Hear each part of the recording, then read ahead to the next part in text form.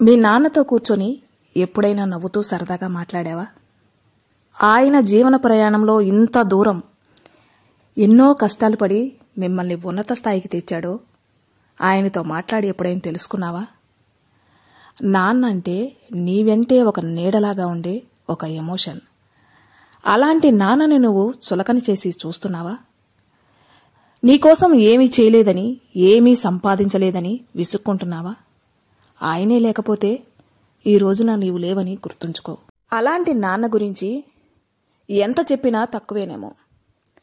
అమ్మ మన గురించి ఎన్నో త్యాగాలను చేస్తుంది, కాదనను. కానీ అదే గనక అమ్మ లేకపోతే రోడ్డు మీద ఎవరినైనా అమ్మ అని పిలిచి బంధాన్ని కలుపుకోవచ్చు. కానీ నాన్న అనే పిలుపు ఒక్కసారి దూరమైతే గుండెలు పగిలేలా ఏడ్చినా, దిక్కులు అదిరేలా పిలిచినా బదులు రాదు. ఎందుకంటే ఆ పిలుపు రక్తం పంచిన నాన్నకు మాత్రమే సొంతం. అలాంటి నాన్న కోసం కొన్ని మాటలు మీతో షేర్ చేసుకోవాలనుకుంటున్నా. మీకు ఈ వీడియో నచ్చినట్లయితే లైక్ చేయండి, షేర్ చేయండి, సబ్స్క్రైబ్ చేసుకోండి. నాన్న అంటేనే ఒక ధైర్యం, నాన్న అంటేనే ఒక బాధ్యత, నాన్న అంటేనే ఒక భరోసా. చిటికిన వేలు పట్టుకొని నడక నేర్పిన నాన్న చూపుడు వేలుతో ప్రపంచాన్నే పరిచయం చేసే మార్గదర్శి. తన రూపాన్ని, వారసత్వాన్ని, అస్తిత్వాన్ని పంచే నాన్న ప్రతి బిడ్డకు మరొక దైవమే. ప్రపంచమంతా నీకు వ్యతిరేకంగా ఉన్నా ఓడినప్పుడు నీకు నేనున్నాన్లే అని వెంట ఉండి ధైర్యం చెప్పే వ్యక్తి నాన్న. గెలిచినప్పుడు 10 మందికి చెప్పుకొని ఆనందపడే వ్యక్తి నాన్న ఒక్కడే. అడగకుండానే ఏదైనా ఇచ్చేది అమ్మైతే నీకు తెలియకుండా నీకు ఇప్పించే వ్యక్తే నాన్న. నాన్న అంటే ఒక ధైర్యం, పడిపోతే పట్టుకుంటాడు అనే నమ్మకం. మనం వెళ్లేదారి సరైందో కాదో చెప్పే ఒక గురువు లాంటి వ్యక్తి నాన్న. మనకి కష్టం వస్తే మనం తలవాల్చుకునే ఒక భుజం నాన్న. మనల్ని తన భుజాలపై ఆనందంగా మోస్తూ ఈ లోకాన్ని మొదటిగా చూపించేది నాన్న. మన తప్పులన్నీ సరిదిద్దుతూ, ఒప్పులన్నిటినీ మెచ్చుకుంటూ అనుక్షణం మన అభివృద్ధి కోసం తప్పించేవాడు మన నాన్నే.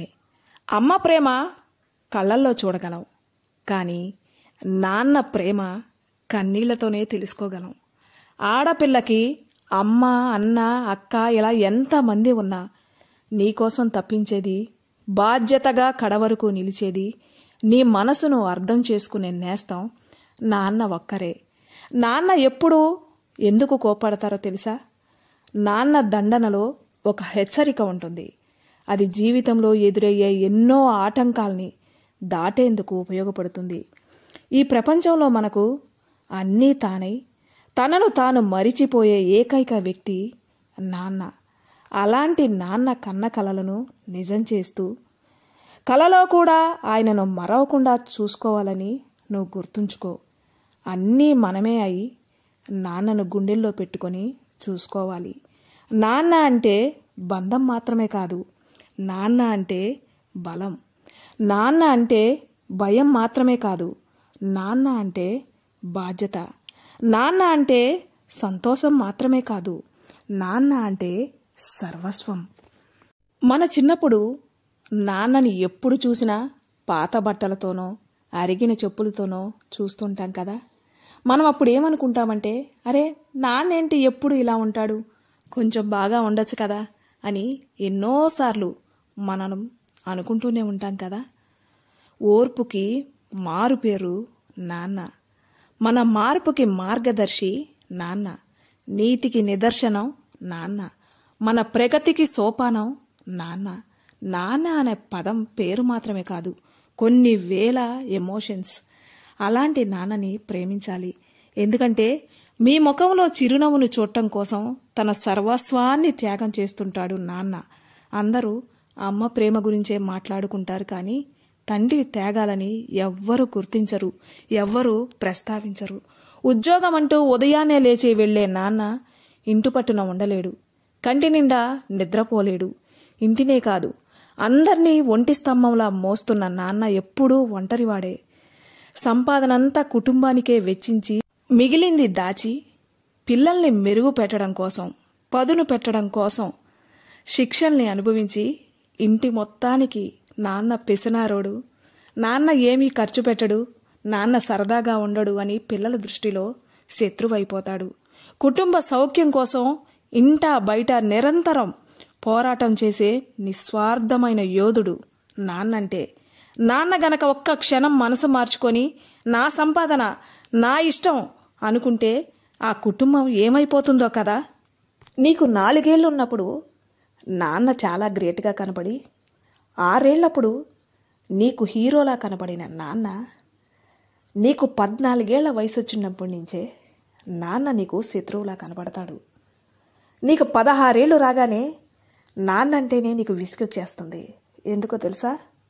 అనుక్షణం నిన్ను చదవమని చెప్తాడు.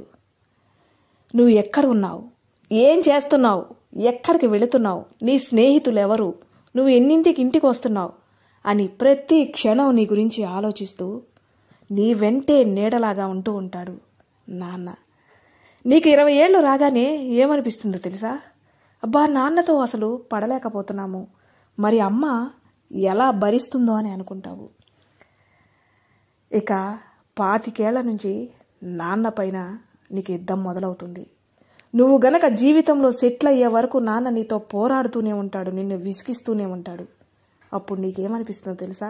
అబ్బబ్బా, నాన్నతో భరించలేకపోతున్నావు, అసలు నాన్న లేకపోతే నేను ఎంత హ్యాపీగా ఉంటానని అనుకుంటావు. కానీ నాన్న విలువ నీకు ఎప్పుడు తెలుస్తుందో తెలుసా? నీకు 30 ఏళ్ళు వచ్చి నువ్వు జీవితంలో సెటిల్ అయ్యి నువ్వు పెళ్లి చేసుకున్న తర్వాత నీకు పిల్లలు పుడతారు చూడు, అప్పుడు తెలుస్తుంది నాన్న విలువ. నీ పిల్లలు చేసే అల్లరి, నీ పిల్లలు మాట వినకపోతే ఆ బాధ వచ్చినప్పుడు నీకు అనిపిస్తుంది చూడు, నాన్న ఎంత భరించాడో మా గురించి, నాన్న ఎంత కష్టపడ్డాడో. నాన్న అరుస్తుంటే మాకు చిరాగ్గా విసుగ్గా అనిపించేది. కానీ ఆయన అలా విసుక్కోవడం వలన, ఆయన అలా చిరాకు పడడం వలన, ఆయన కొట్టడం వలన మేము ఒక క్రమశిక్షణలో పెరగడం వల్లనే కదా ఈరోజు మేము ఒక స్థాయిలో నిలబడ్డాము. నాన్నలాగే నా పిల్లల్ని కూడా నేను అంతే క్రమశిక్షణలో పెంచాలి అనుకుంటావు. నీకు చాలా ఆశ్చర్యం ఇస్తుంది. ఇంత కష్టపడ్డా మా నాన్న, నాకు తెలియనే లేదనుకుంటావు. నిజమే, నాన్న పడే కష్టాలు ఎవ్వరికీ అర్థం కాదు. అది ఎప్పుడు అర్థమవుతుందో తెలుసా? మీరు కూడా తల్లిదండ్రులుగా మారినప్పుడు మీకు ఆ బాధ ఏంటో తెలుస్తుంది. మీ నాన్నకి మీరిచ్చే గొప్ప బహుమానం ఏంటో తెలుసా? ఆయన బతుకున్నన్ని రోజులు ఆయన పేరును చెడగొట్టకుండా బ్రతకడమే. వాళ్ళ ముసలి వయసులో వాళ్ళని చేయి విడవకుండా చూసుకోవడమే.